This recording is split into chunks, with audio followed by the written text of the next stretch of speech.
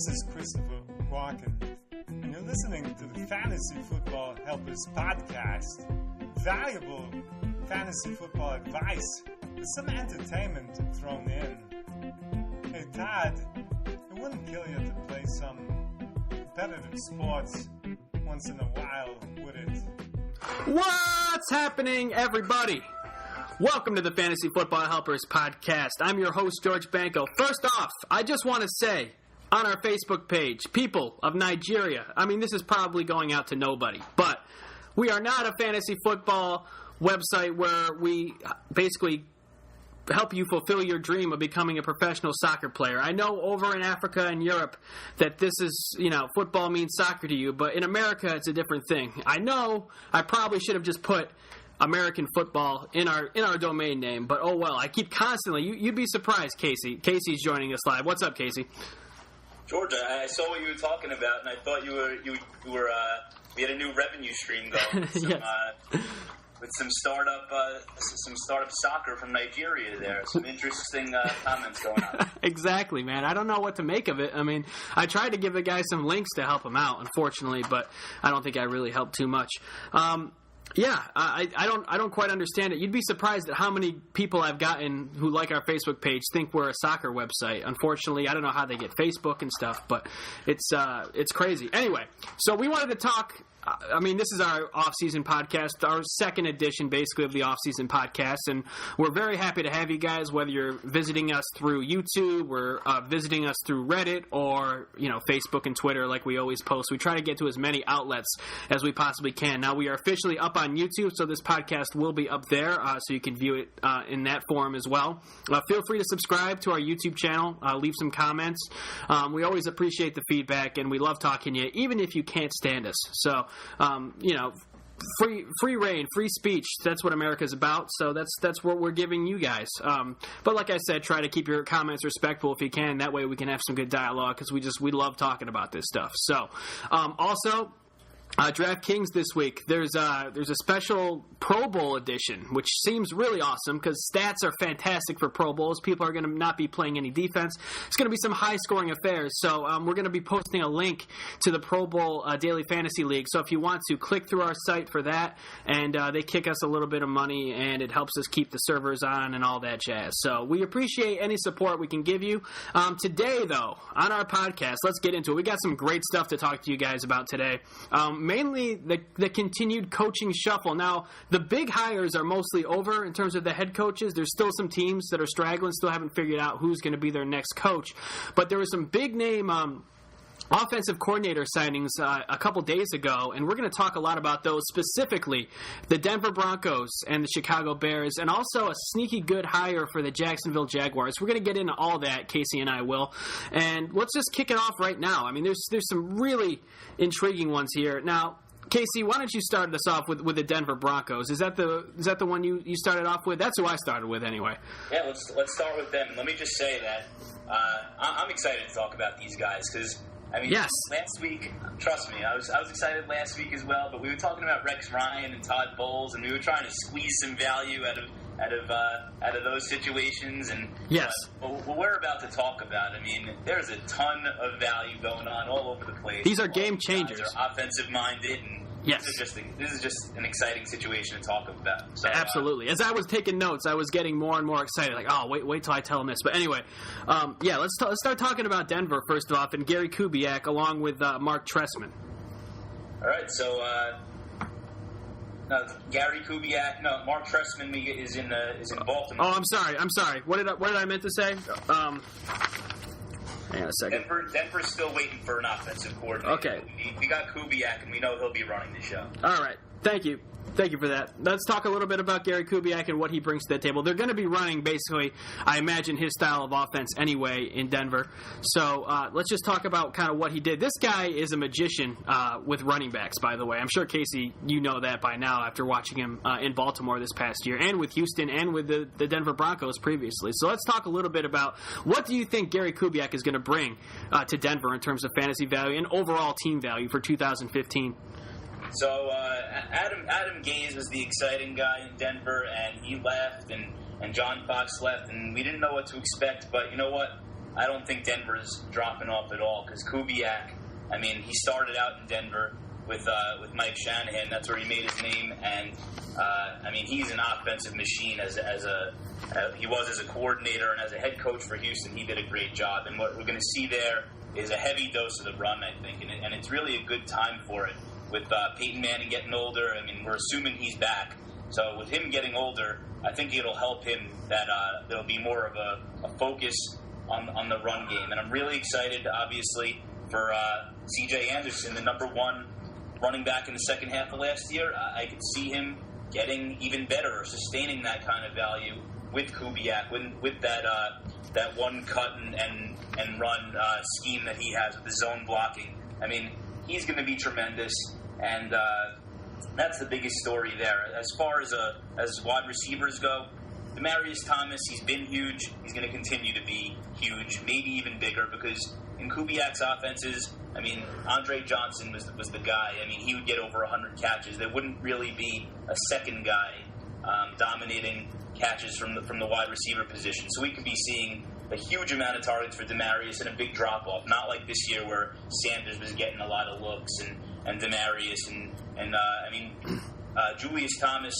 in the beginning of the year was getting looks, but I could see Demaryius really dominating those touches. Also, I mean, Julius Thomas might not even be a Bronco. There's still some talks about him possibly leaving for free agency.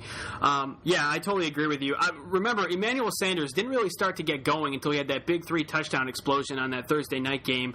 I believe that was against San Diego. I could be wrong, but anyway, yeah, I totally agree. The thing with Kubiak, I mean, Peyton Manning wanted to actually go to play in Houston when Kubiak was there, but they were kind of set on Matt Schaub as their quarterback. This was when Peyton Manning was trying to figure out where to go after, he announced he was leaving the Colts after those neck surgeries. So, Peyton Manning was having Peyton Manning, that was the big concern, was that Peyton Manning and Gary Kubiak weren't going to get along because, they don't understand each other's style very much. But, I mean, if Peyton Manning wanted to go to Houston to be coached by Gary Kubiak while he was there, then I can't imagine, these guys aren't going to have great chemistry in Denver. So I think that kind of alleviates that concern. Now, I just want to talk about Gary Kubiak. This guy, if we're talking about, guys who can resurrect quarterbacks in this podcast, we got to talk about Gary Kubiak and how he can resurrect running backs. Now, keep in mind, the Ravens' run game last year was in shambles. I mean, Ray Rice, career low, averaging in the 3.5, 3.4 range yards per carry. Looked like he was basically done. That offensive line did not block very well in 2013. They bring in Kubiak, and they go out and they get Eugene Monroe for cheap at tackle, and obviously they got him a great deal. Then they got him for a great deal, rather. And then they get, some of these rookies like Herschel from Penn State. I mean, he filled in well, especially when there were some injuries up there. Flacco ends up having, one of his best seasons at quarterback, was sacked the least amount of times, arguably the best season of his career overall. And then you have, obviously the big one, which is Justin Forsett, who, ended up having a career season, had 1,266 yards, 8 touchdowns.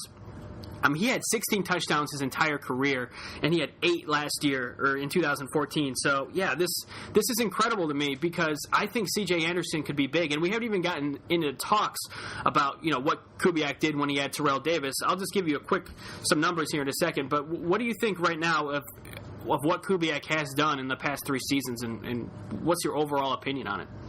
Yeah, I mean, this past season in Baltimore was tremendous. I mean, Joe Flacco's always been a great postseason quarterback, but now you're right, he did have probably his best regular season with 27 touchdowns and only 12 picks, and he's gotten incredible years out of Matt Schaub. He's gotten incredible years. He got a really good year out of Ryan Fitzpatrick. He got a really good year out of Jake Plummer a while ago. So, I mean, Gary Kubiak knows how to get the most out of his quarterback, and then the running game is he's a genius when it comes to that. So, I'm excited for Denver. I think it's a perfect time. Maybe Peyton Manning a few years ago didn't want to be with Kubiak because Manning still had it all back then. I mean, his arm was fine. He was still maybe the top quarterback in the game. I think this could actually prolong Peyton Manning's career and if they're a bit more conservative and he doesn't have to do as much. But I mean, he'll show up in the big spots and make the throws when he has to. But if he doesn't have to be the main guy all game long, I mean, it's really only going to produce something beautiful in Denver. Absolutely, and I'm glad we're both in agreement that Peyton Manning shouldn't be the guy, throwing 50 touchdowns a year like he was, in 2013. So I'm just I want to know what you think of C.J. Anderson's value now with Kubiak. Obviously, that offense is amazing. I'll just go over some of these numbers right now. When he was in Denver from 95. Starting in 95, Terrell Davis, his best years came in 1996, 97, and 98. Here are his numbers. He had 1,538 yards, 13 touchdowns in 96, 1,750 yards in 97, 15 touchdowns. And in 1998, he had 2,008 yards and 21 touchdowns, his best year. Arian Foster in 2010, 1,616 yards, 16 touchdowns. 2011, 1,224 yards, 10 touchdowns. And then 2012, 1,424 yards, 15 touchdowns. You get the picture. Every running back this guy has touched has pretty much turned to gold for the most part. I don't know what you think about CJ, and how much of an increase in his fantasy value for 2015 do you think this hire makes?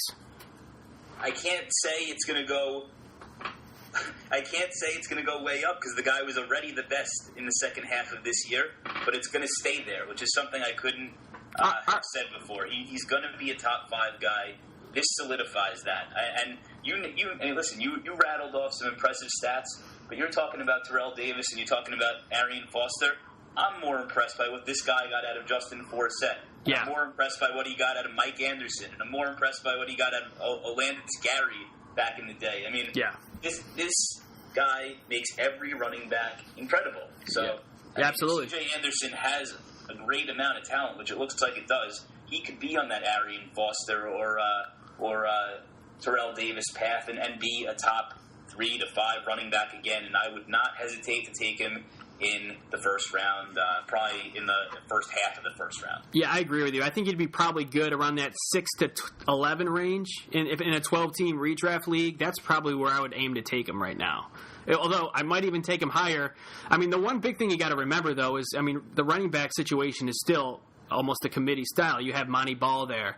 I don't know what's going to become of Ronnie Hillman, but with Monty Ball still in the fold, I think right now Denver is probably sure that Monty Ball is not going to be the guy, but they could still work him in goal line situations. He's a big back. I don't know how that's going to take away from Anderson's value, as we'll obviously monitor that more throughout the offseason as more facts come out in terms of what Denver is looking to do with their running backs. But yeah, I think C.J. Anderson, so much, as long as Monty Ball is not eating into too much of his carries, I don't see any problem taking this guy as an RB1. If someone wanted to take him first, I wouldn't complain about it. I really first overall pick. I don't recommend it first, but if it happened, I wouldn't say it's a bad pick. Think of Monty Ball as the Ben Tate. That's what I'm going to say right now. Yeah. He's the Ben Tate. Ben Tate had a good year. He was always great when Foster went down or if there was a blowout. He would get a lot of touches and do well. But I'm going to say that C.J. Anderson's the Foster. He's going to catch balls too. Don't forget that. And Monty Ball is going to be the Ben Tate who is annoying sometimes to C.J. Anderson's value, but really won't impact him being in the top 3 to 5 running backs. I think that's a really good assessment, and more likely how it's going to go down exactly in 2015. So I really think that's good. All right, well, now that we got basically into him, what do you think this means for the tight ends? I mean, Gary Kubiak is known for that 2 tight end set, especially in Baltimore. I mean, we saw what it did. For Owen Daniels, it basically turned him into a touchdown upside, tight end 2. And even this guy, Gilmore or Crockett Gilmore, whose name I love, I don't know if it sounds like a war general's name or something, but even he caught a touchdown in the postseason. So what do you think this does for the tight ends? If it's Julius Thomas, then I'm really excited about it. Well, it remains to be seen whether or not they spend the money on him because he's earned himself some money. But regardless, in Houston, he deployed the Owen Daniels and Joel Dreesen combination. Yes. And that was always you get a touchdown there every now and then from Dreesen. And Owen Daniels made it up. In 2012, he was as high as the 9th tight end. So maybe there won't be one dominant tight end, but if Julius Thomas is there, or if there's a big name tight end that does go there, I'll be excited to have that player. Absolutely. Me too. Now, is there any doubt that Peyton Manning, we still think he's going to play at a decently high level, right? If he's on the field, he's playing at a high level, especially in this offense. I almost want to compare it to what happened this year when Romo got hurt and they really went hard at the run game, and it made Romo like a better player because it was less predictable what he was going to do. I think Peyton Manning's going to be more effective, especially late in the season, if they go run first and they're dominating in the run game. I mean, they're going to eat teams alive with the play action if C.J. Anderson gets going the way I think he will. Absolutely. I mean, they still got a good offensive line. Ryan Clady, a Pro Bowl tackle. You think this line could block in a way similar to what Dallas blocked this year? That's kind of the big key when you want to become a running team, I would say. Kind of like Denver did. I think Orlando Franklin's a free agent. I think Ryan Clady's great. I think they do have a great offensive line. They've always protected Manning. He never really gets sacked or touched, and that's going to stay the same. And Kubiak knows how to coach the line too. So I'm excited for Manning. I don't think he'll be a top 3 quarterback anymore. I can see him being more in the 5-6 range. I think he'll still put up numbers. Remember, we're talking about it like it's the end of his career. He was probably he was the number 3 quarterback this year. So as much as we want to say bad things about him, he had a couple bad games at the end of the year, a few bad ones, but he's still a top guy. He's still a top NFL guy. He's still a top fantasy guy. But the run game is what's really going to take a huge step forward here. Absolutely. Totally agree. And I think the big concern with Manning is more the injury factor than anything. I think we all know he's going to play well as long as he's healthy. The problem is, obviously that quad injury at the end of the year. You just have to wonder if he's one bad hit away from never being the same again. That just tends to happen sometimes with these guys. They kind of burn out. We kind of saw it happen with Favre. They would get done with the season, and they would just be like, man, like that season felt like 3 seasons, and I think we're getting to that point with Peyton Manning. Now the guy's just getting up there. See, ever since he came back from that neck injury, I think he's been one hit away since then. And I agree.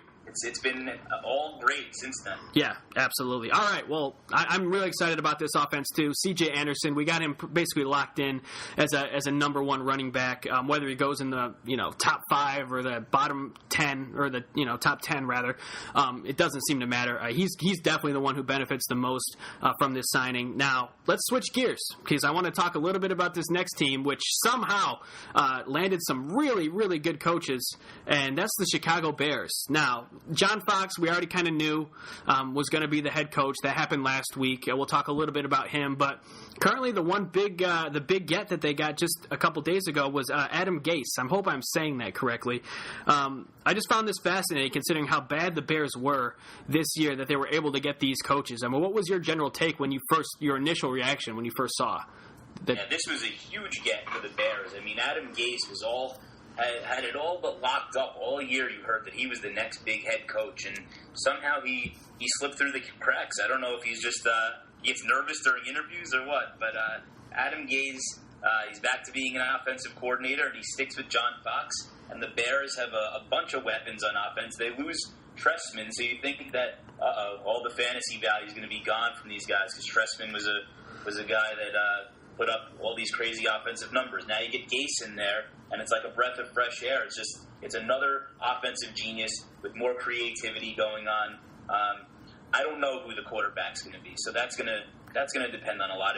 I hope it's Cutler because the guy could throw the ball, he could sling it, but they're not committing to him. So we will see about that. But the weapons in Chicago, they're not all that much different than the weapons in Denver. Alshon could be the Demaryius. I don't know what Brandon Marshall's status is. He is a restricted free agent. Maybe the new coaches will want to bring him back and give him a shot. But if they bring Brandon Marshall in, that's another guy who's just as talented as the guys on Denver. Martellus Bennett, another huge talent. So Matt Forte. Yes.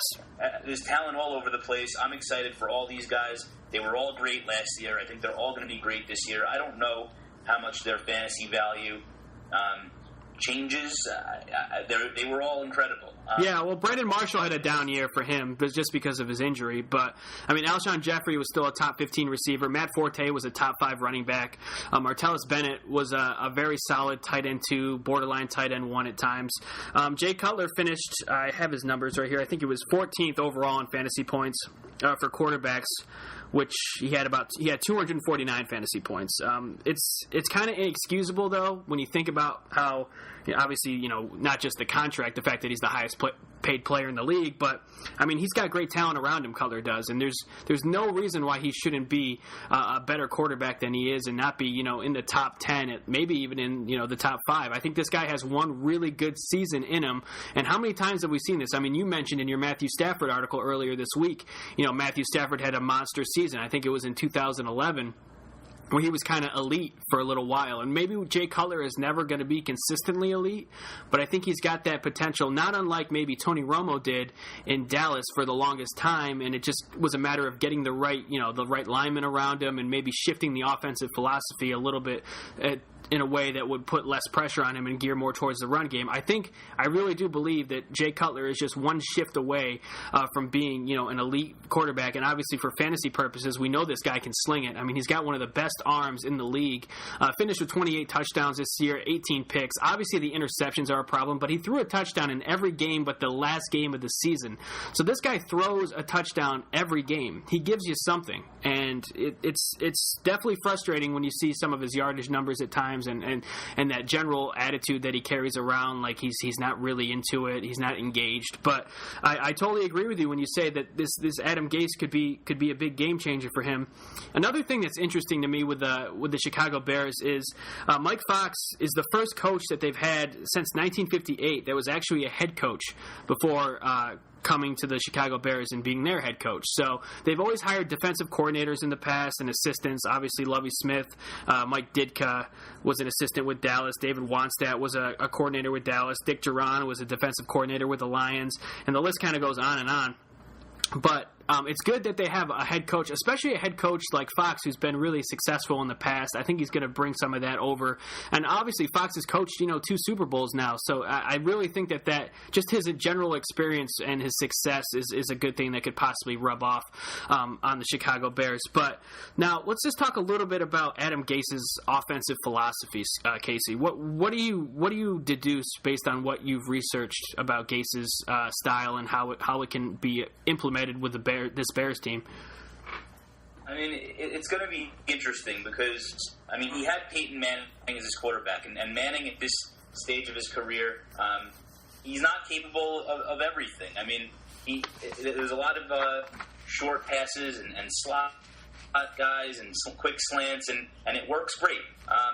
It remains to be seen if that's what they stick with here in Chicago, or if they have a Cutler who can throw the ball downfield, if they're going to try to do some more deep patterns. I would like if they stuck to that shorter game with quick hits, because it'll limit Cutler's turnovers and it'll make the game simple for him. See, that's where I disagree. I totally disagree with that, but keep going. but Gase could actually, I mean, he could probably do more with Cutler as well. So I think it's unlimited what could happen. I will say this, though. Gase, he looked great. He had Peyton Manning. He also had an offensive line with multiple Pro Bowlers on the line. Yeah. Chicago's offensive line has been brutal. It is brutal for a while. It's the reason why Cutler does have this many turnovers. It's the reason why he's on his back all the time.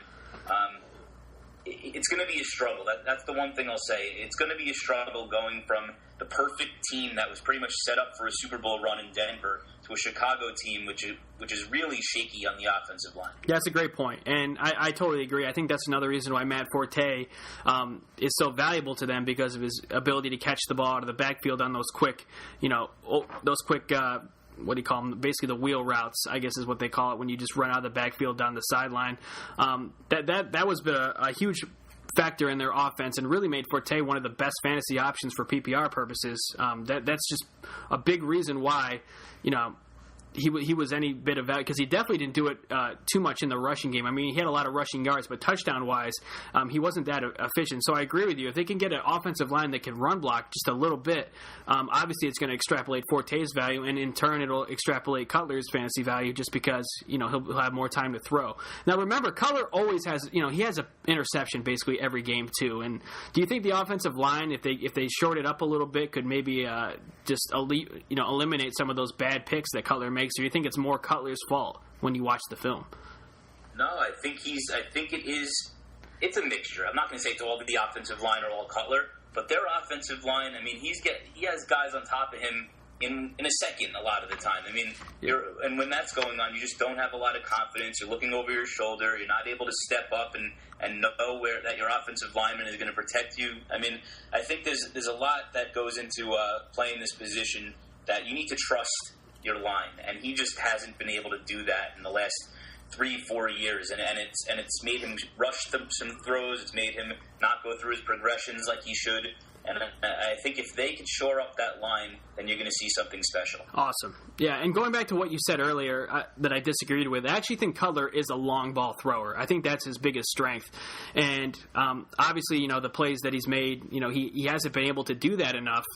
They've always kind of made him try to be more of a guy who throws, the short passes like you just said. And I just think that if you give this guy some time and just let him chuck it, I mean, he's got great receivers with Alshon Jeffrey, and hopefully Brandon Marshall will be healthier. And we haven't even mentioned Marquise Wilson yet, another great underrated young player who kind of started to become more of a focal point once Marshall got hurt. He caught a touchdown in a game.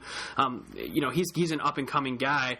So there's tons of weapons here. I think there's speed around the outside. If Cutler, let him chuck the ball more, and hopefully Gase will allow that to happen, because that's kind of when you get the huge games. And for fantasy purposes or just money, you get those 300-yard games.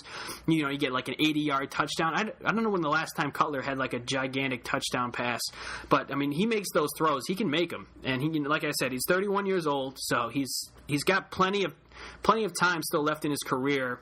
He's on the second half of it, but he's still in his prime. I don't think his arm strength is going to go away at all at any time soon. So I'm just really convinced that you give Cutler his strength, and that is chucking the ball down the field. But I guess that's just my opinion on it. No, I mean, I do agree. But what I'm actually more excited about too is that compared to Trestman, I think Gaze's route combinations, I mean, some of these plays, they produce guys that are just so wide open. I mean, yeah, right. With Trestman, it was Alshon Jeffrey making a play. It was Brandon Marshall making a play, because they're big and they can box out people, and they're just that good. But if you could get those guys wide open in space, I can't imagine what type of plays these guys are going to make. Yeah. So, I mean, Gaze's offense, you got Julius Thomas running by himself. You got Emmanuel Sanders all alone. I mean, if Cutler could hit the long ball with Alshon Jeffrey and hit Marshall and Bennett on these wide open plays where on crossing patterns or slants where they're going to be all alone, it could be something really fun to watch. Absolutely. And I think everybody wants this to happen really bad. So that could be coming out a little bit when I talk about Cutler, because I do want that guy to do well, because he does have immense talent. So he is a little bit like Matt Damon in Good Will Hunting. I mean, it's just about finding the right person who can really reach him and get him to play to his best of his abilities. And I think Gase is probably the best bet we've seen so far in terms of that coaching staff. Obviously, Lovie Smith, that guy was a defensive-minded head coach, and John Fox is a little bit more defensive too.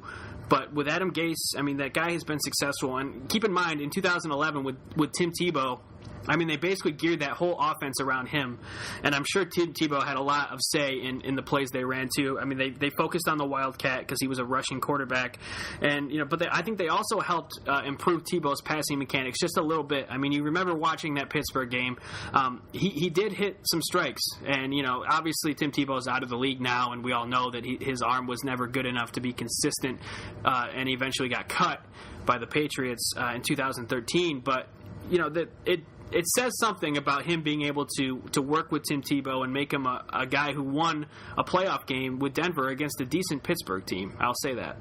Yeah, I think that could sum up a guy's whole resume right there. I went 9-7 with Tim Tebow, and I won a playoff game. Done deal. I'm the next head coach. I mean, I'm surprised he didn't get a head coaching job. That should have been it. I know. And Peyton Manning has given glowing reviews on this guy too. And coming from a guy like Peyton Manning, I don't think he would say that if he didn't really mean it. Peyton Manning, obviously, almost a coach in his own right. The way he can, make changes at the line and run hot routes and whatnot. So, I think right now Adam Gase is the best possible hire. I think maybe overall our conclusions with these two teams, I mean, Denver, they're set. They have the talent. It's just a matter of just when, not if it's going to happen.